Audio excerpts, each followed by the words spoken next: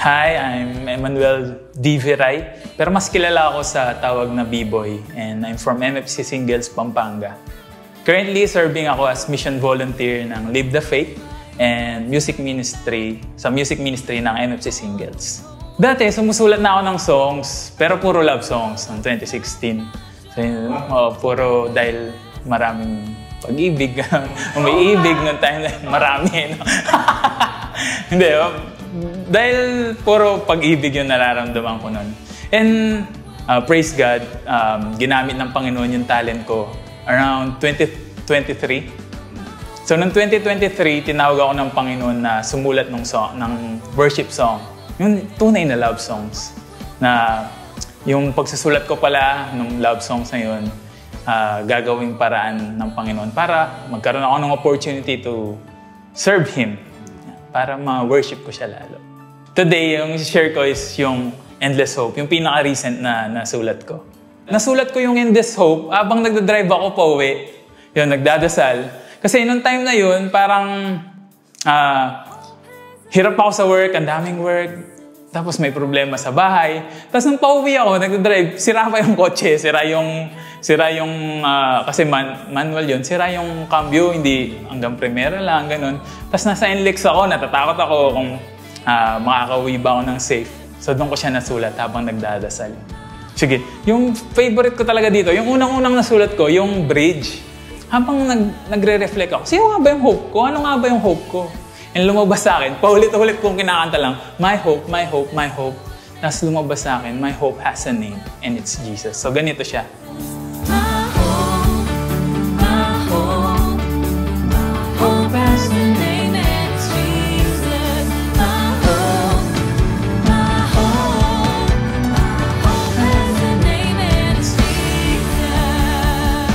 So yun yung bridge niya.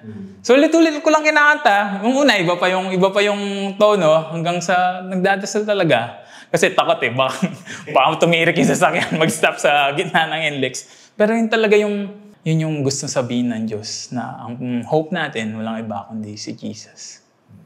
Yun yung pinaka-favorite ko sa song na to. Tapos, kaso yung nahirapan ako sa song na to, kasi nga, nung nasa sasakyan, nagawa ko lang yung bridge part and yung first verse. Kasi yung verse nga, total surrender. So yung verse naman niya, lay it all down at your feet. Every fear, every defeat, all battles you won. Miracles done. So dahil nga total surrender, tas takot ako ng time na yun, sabi ko, Lord, I lay it all down at your feet. Tapos na-realize ko, madami ng miracle na nangyari sa buhay ko Tapos natatakot pa ako ngayon. Kaya, all battles you've won, miracles done. So yun yung dalawang naunang nasulat ko. Pero pinaka-favorite ko talaga yung bridge dahil nandun yung pangalan ng pag-asa natin. Yung chorus naman, inspired siya sa Roman 5:5. So, hope does not disappoint. Hope does not fail. My hope will never fail. My hope will prevail. My hope don't fail. My hope make a way. So nung nagdadasal ako, dahil nga way yung NLEX, so yun din yung naging reflection ko na dahil may pag-asa ka, magkakaroon ng daan. Na-realize ko kada nagsusulat ako, pag pinipilit akong nagsulat nang hindi nagdadasal, wala talaga lumalabas. Ang siguro 101% ng part ng song ay ang Panginoon. As in, wala ako talagang naisusulat pag ako lang. Pag iniisipan ko lang ng magagandang words, hindi talaga nagtutugma So, pinakamalaking part talaga dito is yung Diyos pa rin.